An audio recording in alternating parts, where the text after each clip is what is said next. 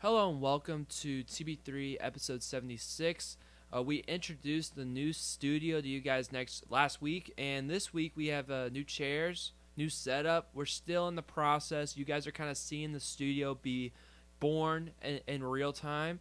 But Joel, how are we feeling this beautiful night? I can barely see your face right now, so that's gotta mean I'm on a podcast.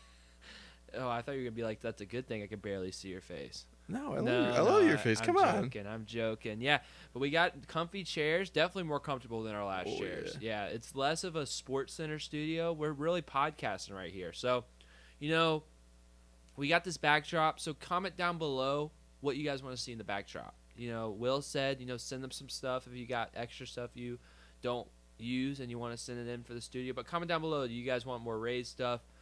Pennants, posters, more bobbleheads, stuff like that. What do you guys want to see in the new studio?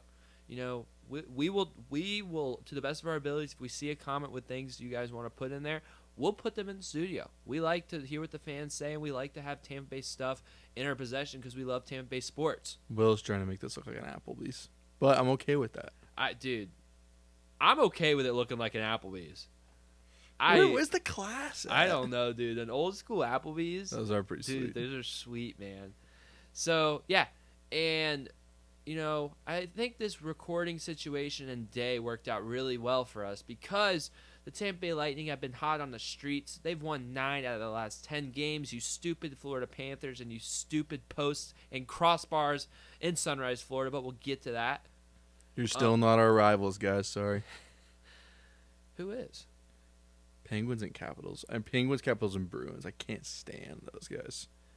Fair enough. Anyways, stupid game, but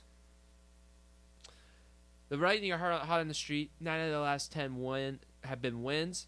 And the trade deadline is March 7th. We are recording on March 5th. And the Lightning have already made a move. We're going to talk about it. This one is a pretty big blockbuster deal. It's between teams that just played just last week, the Tampa Bay Lightning and the Seattle Kraken. And a friendly face is the headliner of this trade, as the Tampa Bay Lightning will bring back home Yanni Gourde. Yanni Gourde and Oliver Bjorkstrand will be coming to your Tampa Bay Lightning from the Seattle Kraken in exchange for Mikey Esimont, we'll miss you, 2026 first-round pick, a 2027 first-round pick, and a 2025 second-round pick, which is Toronto's. I don't know if that's the Lightning's pick or Toronto's pick. And then Detroit was also in the deal. The Lightning also received Kyle Alcoin from the Red Wings and a 5th-round pick. So, a pretty blockbuster deal, and I think we should talk about it first from the Tampa Bay Lightning's perspective. You bring in 2 forward players, one that we know, a familiar face, a guy who's on our Stanley Cup winning teams, and another one who's been a perennial 20-goal scorer. So, Joel, initially, what are your thoughts about this trade? I like it. It feels like the Lightning are trying to kind of bring back the magic of the Stanley Cup runs. So, first, McDonough. Ryan McDonough, now Gourde. Ryan McDonough has elevated his play Oh, he absolutely has. This year. So, in a way, it kind of feels desperate, but, desperation works sometimes.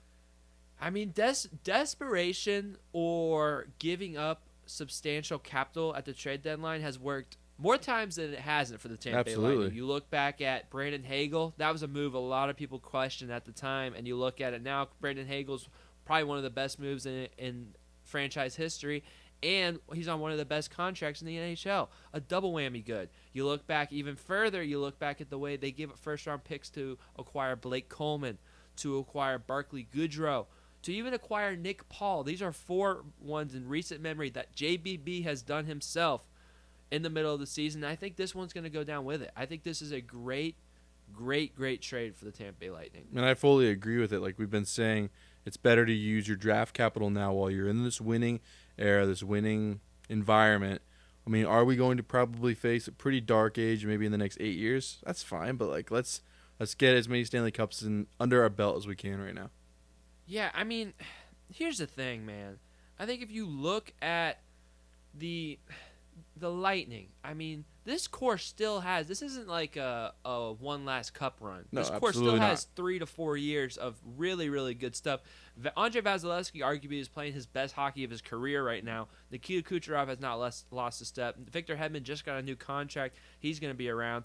Jake Gensel is in his prime, just got a new contract. Basically, that move, looking at it right now, is kind of, given life to the Stanley Cup core. It's been a great move for the Lightning. Unfortunately, we kind of looked past it in the offseason. Some people did. I don't think we did. I didn't. Yeah, you were all over it. Some people look past it because of the Stamkos losing. But, man, Jake Gensel was a great bring-in for the Lightning. And then you look at Hagel, Cirelli. Those guys have been amazing.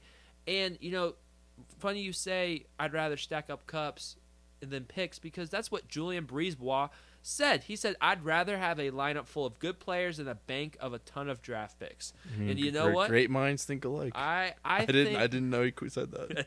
I was right when you said that. I was like, ooh, this is exactly what JBV said. Yeah, I think it's a great trade. Looking at the logistics of this trade, the Lightning, it's no secret. The Lightning have struggled with depth scoring. They have guys. They have a great top line. Maybe probably the best top line in the NHL, in my opinion, with Gensel, Point, and Kucherov. That is an amazing top line. Then you have that second line where you have Hagel and Cirelli, and that third forward spot in the second line has kind of been in flux. You had Connor Sheary there at some point. You had, Gonsalves, I think, has been up there. The last time I checked, Zemgus Girgensons was up there on that second line. So that has been kind of a revolving door. Even Cam Atkinson, a guy they released this week, was a guy that I think some people maybe thought was going to be on the second line. That has been a revolving door. It will not be a revolving door anymore. Oliver Bjorkstrand is a perennial 20-goal-per-year scorer. He has about, I think it's 11 goals, 29 assists on the season. I have it pulled up. What am I doing? I have stats right in my face. 16 goals and 21 assists on the season for Oliver Bjorkstrand. He is a right-handed shooter, so he will pair well with Cirelli, with Hagel. He'll be able to go on the opposite side of Cirelli. And this guy is a really good player. He can facilitate. He is a strong offensive player. He's good on the 5-on-5. He's going to be that second line. So that second line is now complete and looks very, very solid. And then you look at the third line.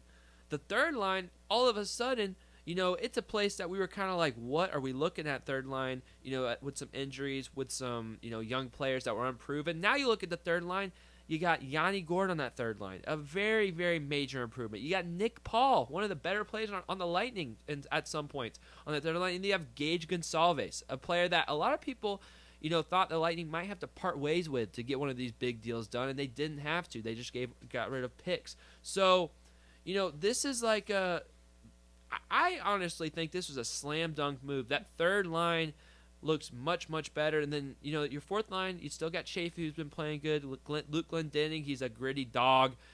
And, the defensive pairs have been really good, especially since J.J. Moser got back. I don't know if this is the last move the Lightning will make, but if it is, I think it has firmly cemented them as one of the best teams in the NHL. Absolutely. And if it's not, like you said, if it's not, we're going to be fine. Yeah, I think I saw that they have about $1 million left in cap space for the year. They were able to get Seattle to retain 50% of Yanni Gourde's salary, and Detroit threw in for 25%. So the Lightning still have some money to play with. Yeah, look at the way that they've been trading guys on the roster. So it's very likely that we could move some salary to pick up another player. So it I wouldn't be shocked by it. Like the upper management loves the trade deadline. Like we've seen that time and time again. Absolutely. And I do think it's good to notice that, or to mention that the Lightning, we can say, hey, they're throwing away all these first-round picks, like their future might be in jeopardy. But the Lightning have a pretty good core of good young players in their pipeline. I'm thinking of guys like Connor Geekie they just acquired. I'm thinking of guys like Dylan Duke, first game, gets a goal in Detroit. Gage Gonsalves is a young guy that's, firmly cemented himself in the lineup. And even Isaac Howard is a guy that has a lot of buzz around him from his World Juniors work. None of those guys are people that the Lightning had to part ways with. They had to part ways with Mikey Eyssimont, who I think we kind of have I love him. He was a gritty player, but we kind of have an idea of what he's going to be. Yeah. For his NHL career, he's going to be a scrappy guy. He's kind of like Yanni Gourde in a way, but just not as good, in my opinion. So I do think the Lightning have kind of been willing to give up some of that draft capital, but I don't think their future is completely tarnished from this move. No, because our development system is so great. We could wake up tomorrow and find out we have another Braden Point in our midst. Yeah, that is true. It's when you have the good development system, you're able to not be as attached to first round picks as as a franchise who doesn't have as good of a developmental system. Yeah. And also, it's important to note that if the Lightning play the hockey that they're expecting to play, their first round picks isn't going to be that good. It's going to be in the late 20s. That's true. So, both those picks were the Lightning's own picks. So it's not like they're getting them from another team that's tanking. So I do think that, you look at just the surface like, 2 first round picks, a young player, another second. Like, that's a lot of capital. But I in no way think that the Lightning overpaid in this trade. I think with the pipeline coming up and the longevity of this core that they have currently, that we know will be able to be a good core for at least 3 to 4 years, I think it's a slam dunk trade. I think this was a perfect trade. It got them 2 players, which kind of fills out their depth for their lineup. And I would really grade this trade, an A minus. I don't want to give it an A+ just yet, but I would be willing to think that we might say it's an A+ in a very short amount of time. Yeah, and this is something that Steve Yzerman said around the time when he picked up the general management position for the Lightning, is he always looked up to the Red Wings as he is right now. And the Red Wings had that really big window from the early 90s to the late 2000s where I think they went to the playoffs every year. And it was because they just continued to have this system where they would bring in their great players. And then when things were starting to go down a little bit, they would kind of ride, maybe go out the first round. But then when things were picking up, that was when they added to the team, and that's when you would see them win a Stanley Cup every 6 or so years. So I think we've seen for the last few years now what Steve Yzerman wanted to do early on in his tenure with the Lightning is what's happening right now. And it would, dare I say, it would seem we are starting to restock and get back to our Stanley Cup perennial environment. I think so too. Like this whole 2 weeks of Lightning hockey has been about the most excited I've been about the Lightning in years. Agreed. I don't really think there's been a time where I was that excited for at least the 2023 or 2024 season. It got stale. It was like, all right, like we aren't winning this. We went to 3 straight, but we're clearly not winning this year. So. Yeah, you could definitely tell these teams were different, and even when they had those ups and downs, it didn't feel like the up that this team had. No. And I think that a lot of that goes down to Jake Gensel being the new top line guy. He's the face of the franchise. Yeah, he fits so well with one of the faces. He's still. Wouldn't say he's better than Cooch just yet. I mean, I'm just saying he might have taken the face role, as in like he's got involved in a lot of news as far as the Stamkos stuff goes. That is true. Yeah, I do think that this really has been one of the most exciting couple week spans in a few years. Again, we're a little bit spoiled as Lightning fans, and I think we at TB3 are willing to admit that we are a bit spoiled. But this has been a really exciting and an electric week. It's been good to see the Lightning. Their young players have been playing good, and the core looks as dangerous as ever, and they're just going to get more and more dangerous. So, grade on the trade? I say A-. I mean, like I don't remember how the grading system works, but like I just go A down the middle. A down the middle. There we like, go. Not. I mean, is it plus minus? I'll give it the plus, but I go like 95 out of 100. Some say it's an A. I'd say that's an A. Yeah, I'll go That's A. an A. Yeah, that's an A. Some say A+ with that. Some it just depends. Depends on the school. teacher. Yeah, it depends on the teacher. Yeah, we are high on this trade, and we're also high on the Lightning and the way they've been playing. So we're gonna go back and recap the games we missed. I will apologize. Last week, I think I said that the Lightning, they didn't have any games this week or didn't have any games until their Sabres game this week. That was just not true. You said something about the week break. I was like, no. Yeah, I did. I didn't. I think I just either my app didn't load right or something, but I was wrong. So, I apologize for anyone who listened and didn't think there was Lightning hockey this week. That's my fault. I apologize. That's on me, guys. I'm sorry.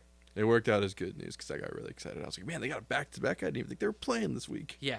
So, last week we talked about the Kraken and the Oilers game coming out from the break. So, the next game on the list would be another game at Amalie Arena for the Tampa Bay Lightning where they faced off against the Calgary Flames. And this game was, about as clean as they come. In the first period, the Lightning would go on top with a power play goal. Nikita Kucherov would put them up 1-0. The second period would be scoreless. 0-0, and then in the third period, Eric Chernak would get a beautiful shot and goal to make it 2-0, and then Brandon Hagel would punctuate the shutout with an empty netter, 3-0 Lightning. Vazzy gets a shutout. What a solid game. Like, this one was about as stress-free as a hockey game can be. Yeah, clean. A defensive-minded game. Only get 22 shots on net, but you keep the puck out of your net. Yeah, I mean, Vazzy saves all 28 shots he faces. This game, it just was. It really was. It was clean and tidy. Like, the Lightning have really done a good job in this streak. Like, they've had pretty dominating third periods, and this was the first game in that span and that stretch of maybe in the third period they go up either tied or with a 1-goal lead, and they've left all these games with a 2 or 3 goal win, where they're able to. They've been making. Gensel made a great play. Hagel made a couple great plays in the empty net situations. That's been really nice to take the stress out of the games, kill that rally down early, and then even in the third period, like Eric Chernak. I mean, a beautiful shot. He totally fooled the goalie. Went to the opposite side post. I mean, beautiful. You get that contribution. It's kind of infectious. I mean, we see Chernak score. We're going to see some unsung heroes score on Saturday. Like, it's awesome. It's electric to see, the way this team has kind of rallied and played better around every single one of these guys, and not just been a top-line heavy scoring team. For me, I think the proof is in the pudding when you look at J.J. Moser. I mean, the Tampa Bay Lightning, I want to go back because I meant to do this before the show, but I didn't do it. But I'm pretty sure that J.J. Moser got hurt in the December 28th game. I think that was his first game since December 28th. At the end of the December 28th game, the Lightning were 20-11-2, right?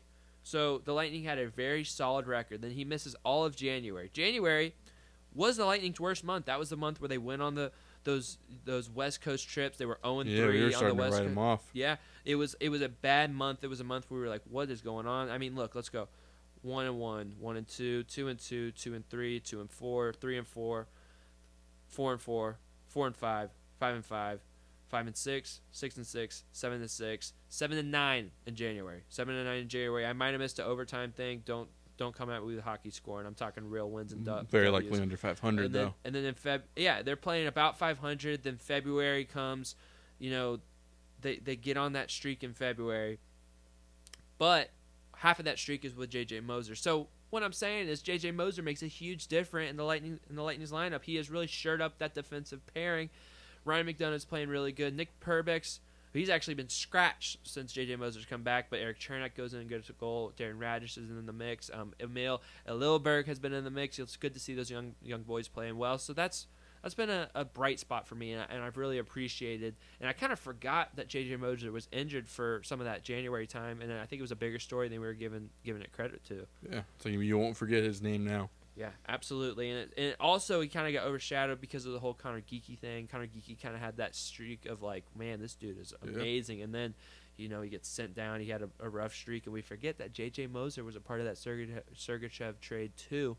And he might have been, honestly, the headliner of that trade. So we kind of forgot about J.J. Moser. That's like a Rays-esque trade. It's like the littler guy was the good guy. Yeah, and it's kind of one of those trades where it's like, oh, if you want to say the Lightning, they're mortgaging their future, like, you just saw the Lightning flip a defenseman that's about to get a contract for 2 younger players that are contributing. So I got I got all the faith in the world in the Lightning and their future, even after this core runs its course, which will be sad. Hey, but then the new core will be ready to go. Amen. Are we going this Flames game? Yes. So as we head into March Madness, hey, check out our socials. I think we're going to do a March Madness bracket. That has nothing to do with hockey. But the Tampa Bay Lightning went on the road for a 2-game road trip against 2 of the best teams in the Eastern Conference. I'm pretty sure the first best team in the Eastern Conference and the third best team in the Eastern Conference. And the first one was on the road against the Capitals, who have the best record in the Eastern Conference. And the Lightning, they came out well. So in this game, Tampa Bay Lightning in the first period, they got the scoring started. Mitchell Chaffee got a power play goal. You heard that right. Another unsung hero getting a goal. I would say that's the theme of the week. And then in the third period, after a scoreless second, the Lightning would take a 2-goal lead with Gage Gonsalves. I love that man. I love his name. I love when he scores. 2-0 Lightning. And then with 4 minutes left, you get that extra goal. It allows you to not be as stressed out when Alex Ovechkin gets the puck in the slot and scores his 31st of the year. Pretty incredible. He scored 31 goals considering he missed a chunk of the year, and he's like a billion years old. I think he's 11 goals at that point away from passing Wayne Gretzky. And it was 2-0 or 2-1 Tampa Bay, but then again another great play at the end of the game. Brandon Hagel scores an empty netter, his second one in a row. 3-1 Lightning. They win on the road. This was probably the signature win of the streak.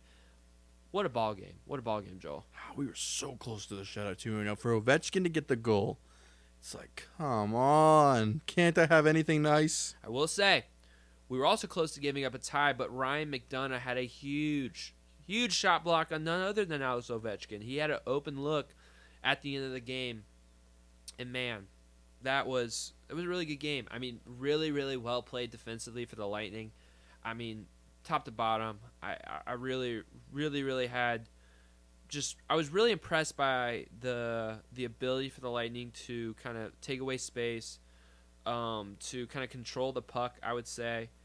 And, because of that, this was a pretty comfortable win. I think the Lightning, they missed some shots, they missed some opportunities. They could have had a bigger margin, but for me, I think this was again a statement, an impressive win over a really, really good team.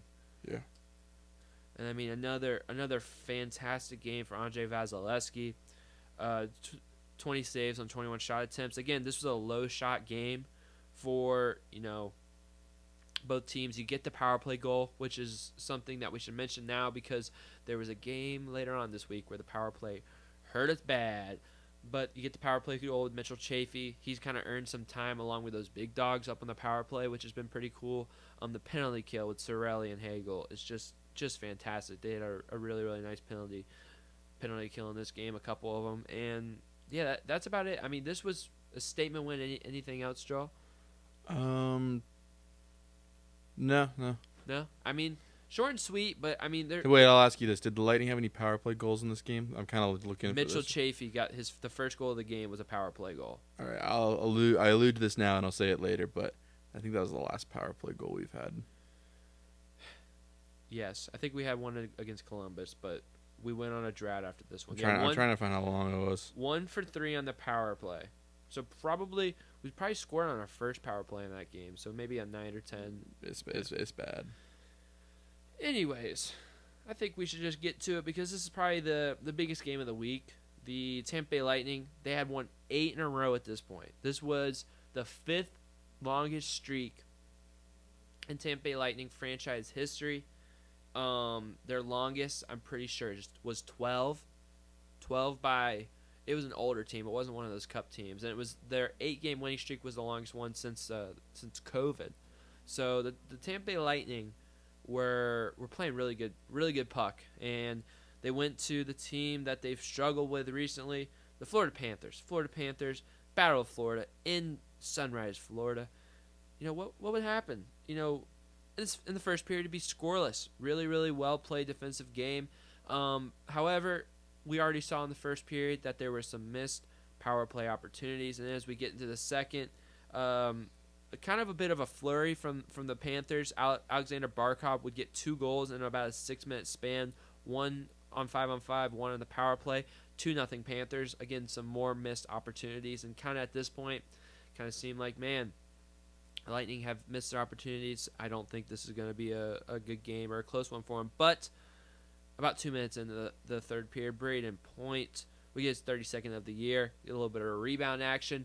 It's 2-1 Florida, and then, man, just some heartbreaking stuff that happens in this Florida Panthers game. You have Anthony Cirelli shooting one. I was watching a video. The Florida Panthers guy said it went in. The Florida Panthers guy, a commentator, was convinced it went in. It went off the crossbar, went straight down, did not trickle in. Oh, you were telling me about this goal. Just terrible. And then, with the Lightning in a goalie pulled situation, this was crazy. Victor Hedman hits the side post with about 2 seconds left. It bounces off, and the buzzer sounds. I mean, about a couple inches away from a game-time buzzer-beating goal. Man. I mean, just really, really frustrating stuff. I think Joel mentioned it, but I will just say it. 0 for 7 on the power play I for don't the know. Lightning. So how many doubles were in that? We did have a 4-minute power play. Yeah, because I was in the car listening to that, and it was pretty frustrating. Yeah, I mean, again, I just felt like the Lightning, they had the space, they had the opportunities in this game, but their shots just weren't great. Like, not great shot placement. Like, a lot of easy saves for Bobrovsky, and maybe he was just in the zone, but it seemed like easier saves than they needed to be in this game. I don't know if anything. I don't know. Is this power play woe? Are you concerned about it? I just looked. We got a power play goal in the Blue Columbus, Jackets yeah. game. So I'm not. We've done this a lot. It seems like this season where we just lose the power play chemistry. So I mean, as long as we are going into the playoffs with just power play normalcy, whatever it would be, like 25 to 33% of the time, like I'll take it. Yeah, we do seem to be a very hot and cold power play team. Like, it seems like, we have these streaks of 5 games in a row with a power play goal, and then we have these streaks of 7 games in a row without a power play goal. So it's like, so we cannot, if we go cold in the playoffs without the power play, I might not be pretty. yeah, Because I mean, the power play is about the only time you really score in the playoffs. It seems like it's always like really low scoring. It's a game changer. Yeah, it's a really low scoring game. You're probably only gonna get like one power play, and you need to score Definitely in that a power lot play. less.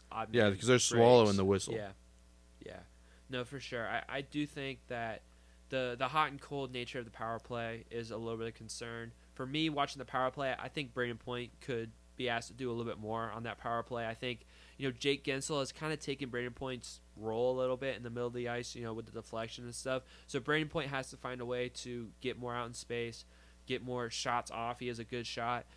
Get more in motion. Maybe free up Nikita Kucherov a lot, because they were definitely honed in on him. It seemed like when he had the puck on the power play, which is true for most occasions, all eyes were on Kuch when he had the power play. There was really nothing much he could do in that game, because every lane was taken away by a stick. But if you have a moving Braden Point, or more of a threat of Braden Point, I do think you're able to free up Nikita Kucherov a little bit. So that would be my adjustment for the Lightning's power play, is get Braden Point a little bit more involved. And then I do like when Hedman has seemed to be shooting a little bit more last week. I do like when he shoots. I do like when we get more pucks on net on the power play. Yeah, agreed. Yeah, it's just the adjustment. Like, they've adjusted to the power play the last couple of days, found some of the kinks, and now we just got to adjust back. Yeah, and it is frustrating this game. Like, you give up only 2 goals in this game, and they're both in a 6-minute span to the same guy. I mean, even Matthew Tkachuk didn't even play in this game. So the Panthers were shorthanded, but it's frustrating when you allow the momentum to take over and completely, a 6-minute span, unravel all the defensive work you did for the rest of the game. And that did seem like that was something that the Panthers kind of thrive at, especially last year in the playoffs. So you definitely want to see the Lightning be able to keep those high momentum moments and periods of the game to 0 to 1 goals. You can't let the Panthers get 2 goals in that short of a span. Yeah. Looking at the schedule, we play the Panthers one more time. It's the last game of the season, and I'm sure it won't matter at that point, but I'd really like to see us win in that game, just to kind of get the monkey off our back. I don't know. That at that point it might be, depending on what we do, how Toronto shakes out with the Florida teams. Like, at that point it might just be rest all your players so you don't show anyone for a playoff series, because Battle of Florida might be inevitable. It probably will be, but I hate the Panthers, and I don't even see them as a rival, but like they scare me more this season. Obviously, them having won the Stanley Cup again. Well, and just beating us, that was their biggest. I think that. Yeah, I still think that was fueled the them for sure. I still think that's the reason they won. Is they finally got to beat their big brother. Yeah, because the year before they went, but they didn't play us. Yeah. So I still do think that was the reason that they were able to get over the hump, is they finally go over the hump with us. But yeah, I do think it would be nice that if that game would matter, but I do think the way hockey works and their stupid playoff stuff, where we have the division teams playing instead of seeding from 1 to 8, where we have the Atlantic Division with 3 teams that are just better. I mean, they should not be. Florida and Tampa should not be playing each other in the first round. Oh, I do hate that. It shouldn't happen. Your best team shouldn't go out that easy. Yeah. It's that easy and that early. Yeah, and that happens a lot with these Atlantic teams. I think, we kind of clown on the Maple Leafs, but I think the reason why they had such a long playoff drought is obviously they were kind of chokers, but they also had to play these Atlantic teams every single year because of the playoff format. Yeah. Where it was kind of like, again, it's just a hard thing to get out of the first round. That's for one thing. One thing, if hockey needs to change, it's the way they seed their playoffs. I think it's so dumb. That's my opinion. So we got one last game. Anything else on this Florida game? Nope. One last game on the docket for this week. The Tampa Bay Lightning would go back home. Like Joel mentioned, it was a back-to-back. Tampa Bay Lightning would host the Columbus Blue Jackets in Amalie Arena, looking to bounce back and make it 9-1 in their last 10 games, and they would do just that.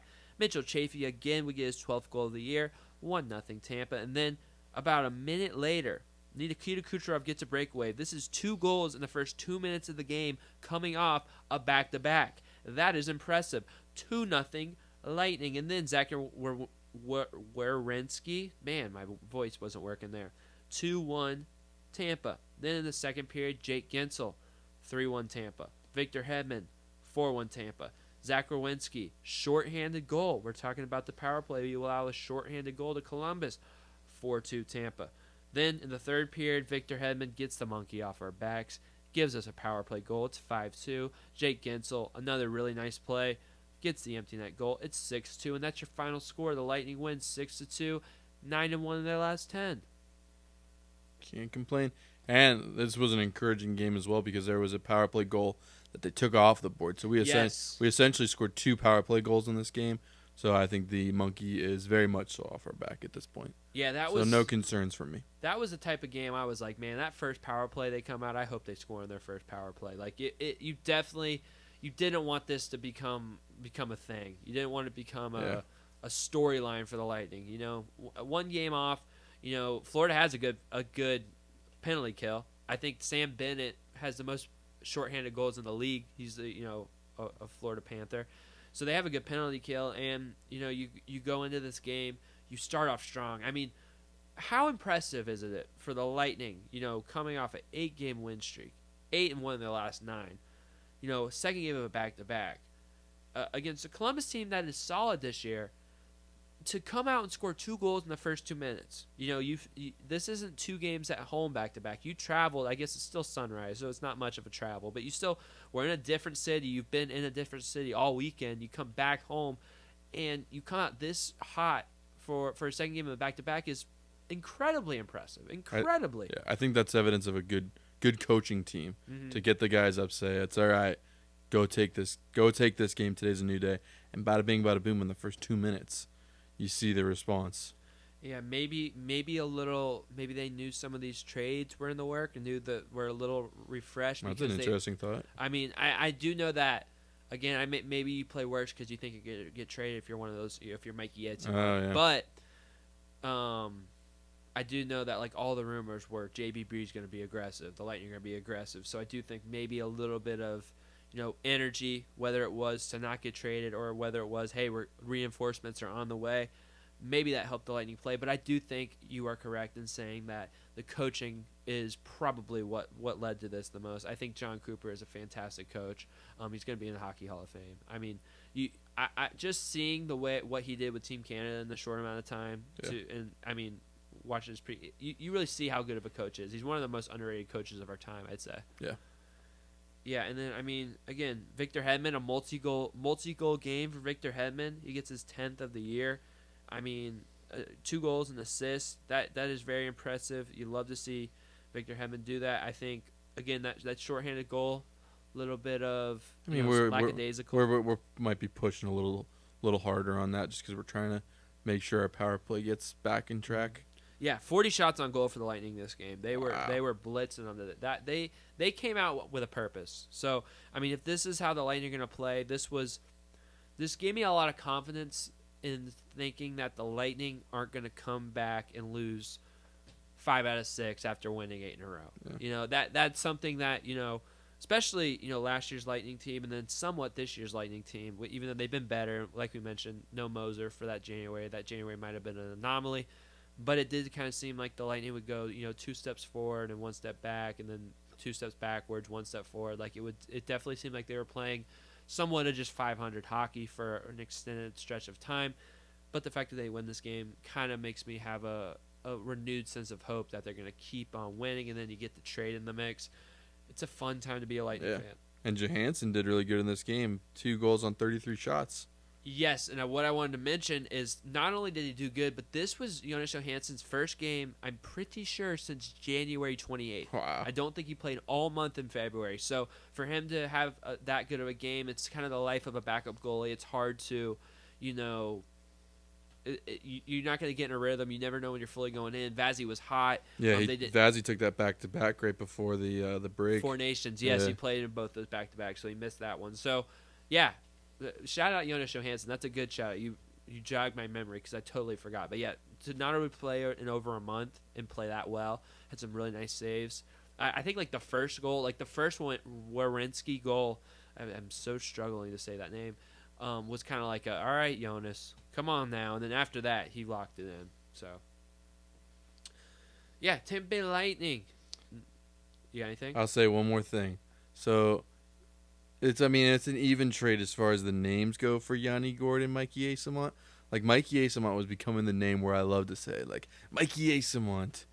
So I'm going to miss having him around. But Yanni Gourde is just as much fun to say.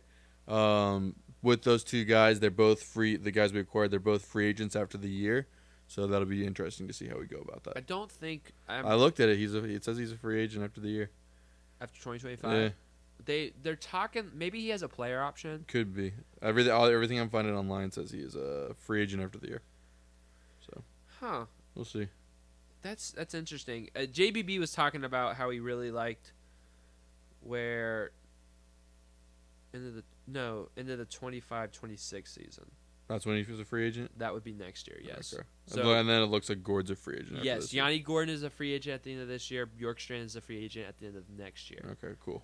Yeah, so I think the Lightning will be able to work out some of Yanni Gourde. He's pretty old, so I don't know if he's going to be getting a big contract. He got a pretty nice one with Seattle, so hopefully he'll be able to get one and stay. He is 33. Yeah, he's getting up there in age. So, yeah, I would almost argue that Bjorkstrand is the bigger piece of this one, but I know Lightning fans are going to circle back and just love that Yanni Gourde's back. I mean, I love Yanni Gourde. It's a good little treat with Stamkos gone. It's all right, well, we got Gourde back. At least there's some home cooking. Yeah, and he is going to help. The defensive identity of this team is going to be improved with Yanni Gourde. He just has that it factor. I was just thinking about this the other an hour ago or something. Yanni Gourde just has the it factor. He's gonna score that goal when it's 3-2 and you need a goal deeply in the playoffs. Absolutely. He just finds a way. He's gonna get the shot block, against a good player. He's gonna poke it out of the zone on a penalty kill, which is another aspect. He's a great penalty killer, which is, even adds on. Now we got Hagel, Sorelli, and Yanni Gourde in the mix. Yanni Gourde was one of the top-line penalty killers when he was with the Lightning. I don't think he's going to even be a top-line penalty killer now. The Lightning penalty kill is disgusting. But, you look at just, it's going to be a really fun time. This was probably one of the better trades I think the Lightning could have made. And they're playing great hockey. Again, this is the most excited I've been about Lightning hockey since, I guess, 2022 Stanley Cup. Yeah. I think that has to be then. And even then, again, a little spoiled. Anyways. The only thing that'll make this better is if they stop playing Tuesday games. You're not a fan of the Tuesday games? I hate the Tuesday games. Interesting. I thought you liked the Tuesday No, games. Monday games all day, every day. Fair enough. I've hated Tuesday games since they started doing it. I thought about it. Because I had another Bible study right when they started doing the Tuesday games. And I hated it then, and I've realized they've been playing Tuesday games ever since. Yeah, Thursday is the night that I don't like for Lightning. I've enjoyed that night because Rays baseball, when they have off days early on the season, Lightning usually have a Thursday game, so there's a filler. I heard there's a potential Rays Lightning doubleheader that could be hit. Ooh. Ooh, And I could see that being pretty it's like good. a 1 p.m. Lightning game and a 6 p.m. No, 1 p.m. Rays, 6 p.m. Lightning game. That's perfect. You hang out downtown for a couple Yeah, hours. no, I saw that and I was thinking we might have to hit that. I would definitely do that. That would be fun. That would be fun. It might cost a fortune. We'll just have to see though. Yeah, what's a fortune for a sports memory? Amen, brother. Especially a random Hey, that's one like what I that. save my money for, sports tickets. I mean, like the random ones like that. It's like, hey, a COVID Dunedin game. I'll go to that for all the money in the world. Yeah, for sure. That is what, like, some people go shopping for clothes. Some people, buy nice appliances, buy nice, video games, PCs, stuff like that. I'm saving my money to go to sporting events when I want to. That's all I'm doing. So, yeah, looking ahead for the Tampa Bay Lightning, they will have, we'll say 3 games until the next time we record. Their first game will be at home. It will be Yanni Gourde and Oliver Bjorkstrand's debut. JBB confirmed that they will play tomorrow night. It'll be against the Sabres at home, Amalie Arena, 7 p.m. nationally televised ESPN. That'll be a fun one. And then on Saturday at 3 p.m., the Lightning will face off at home against the Boston Bruins.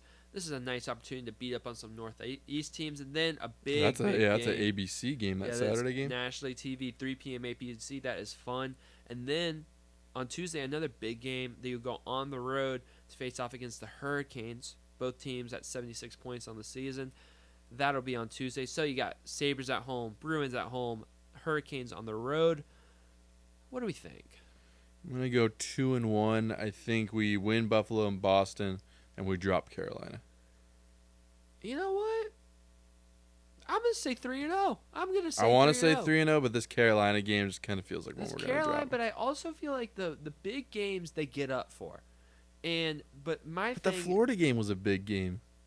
And again, if they would have scored their power play goals, they would have won that. If that puck had gone a little bit this way. Or if the crossbar. I would argue that game, again, you're just jogging my memory today because I was thinking about this. That game, again, not about moral victories, but that game did boost my confidence just a little bit because they looked competitive with Florida, who has one of the better teams in the better rosters in the NHL. And this is before the trade.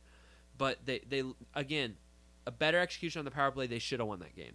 And I do understand that Tkachuk's out, but that game, if there was moral victories, you definitely had one for that Florida game. Going forward to this one, I think the Lightning struggle in games where they may not get up. It might not be a big game, but tomorrow at home, first game, Yanni Gourde, Oliver Bjorkstrand, the energy is going to be high. They're going to win that game. And then, Boston's not a great team this year, but Boston is Boston, so they're going to get up for that game. They're going to get up for the Bruins, and then I do think they have the it factor to beat the Hurricanes, so they're going to go 3-0. The Hurricanes are 3-3 in their last few, and then they had a 3-game losing streak before that, so they're not playing their best hockey, so maybe. And I'm going to say that Anthony Cirelli is going to score multiple goals over this 3-game stretch.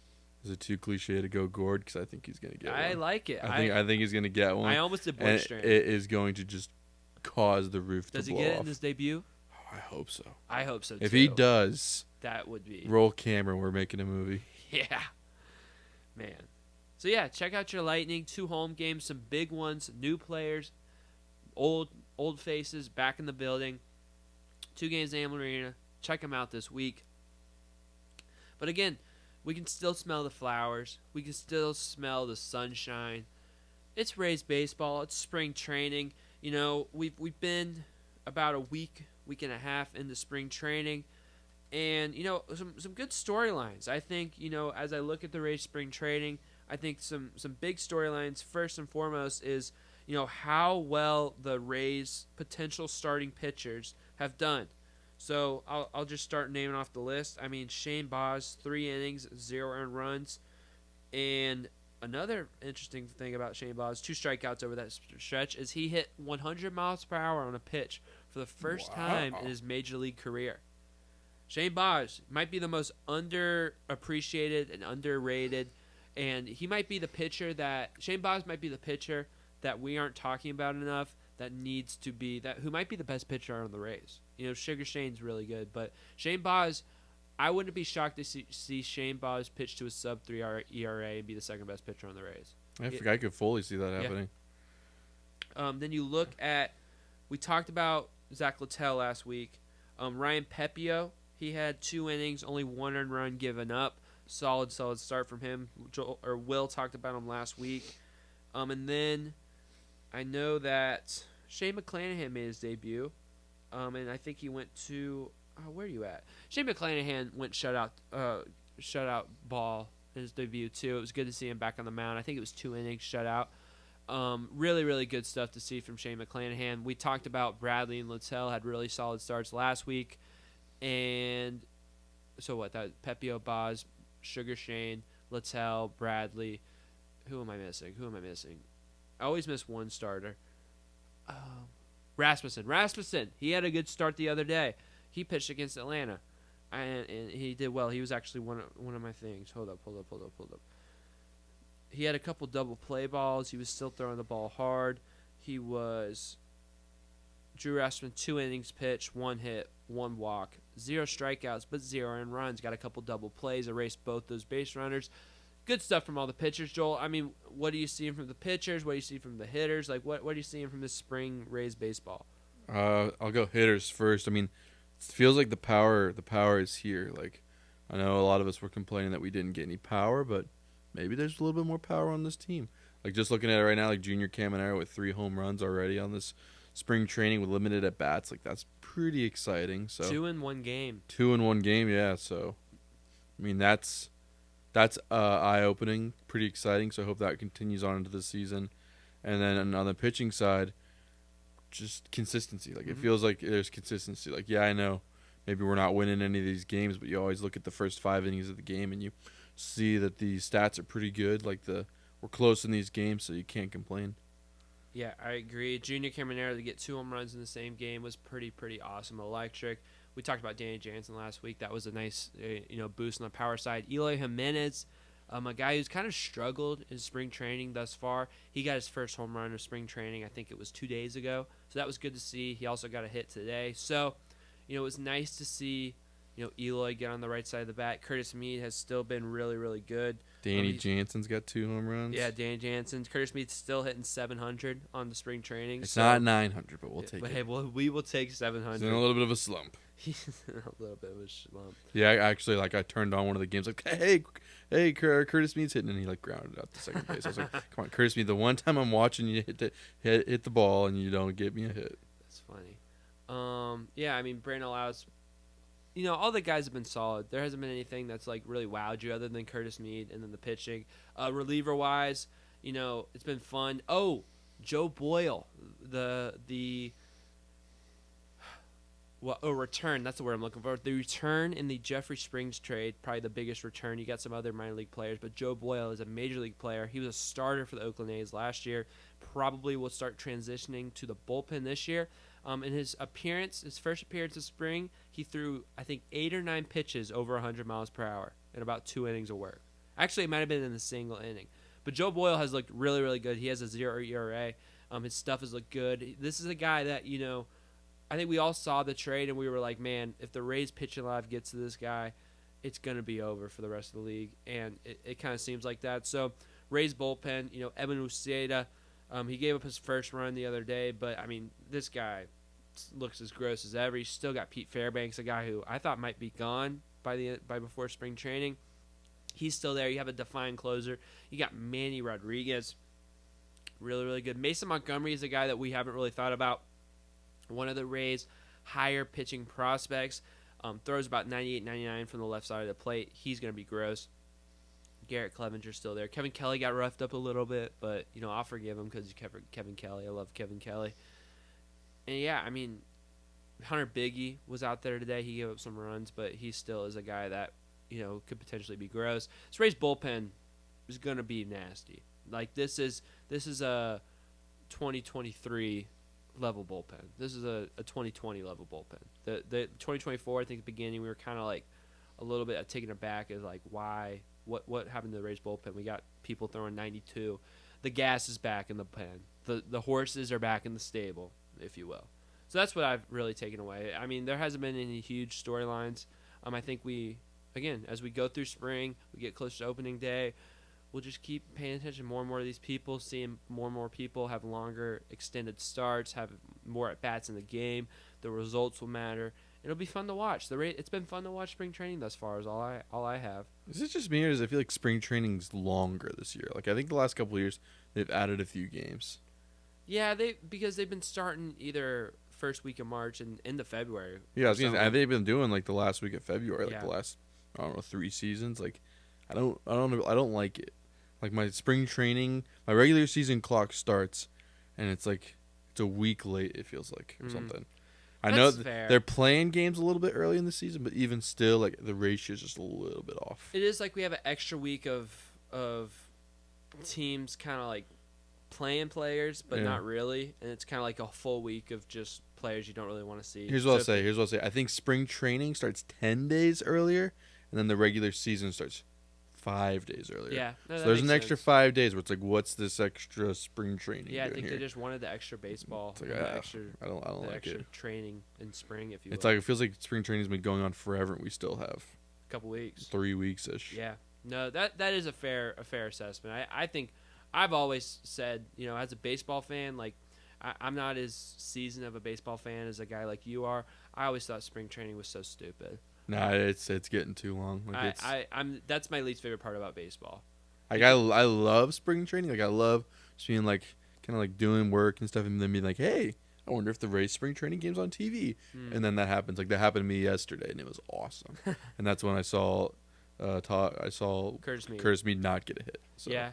I like that aspect, but yeah, it's too long these last couple of years. Yeah, I get that, and for me, I like spring training now more because we get to prepare for the show. So it's like we get to kind of like be able to watch it and kind of fill in the masses about the stuff that's going on in spring training. But if I wasn't doing it for the show, I wouldn't really be tuning in spring training. I would check out the highlights. Like I'm not a fan of preseason anything. Actually, I don't like preseason football.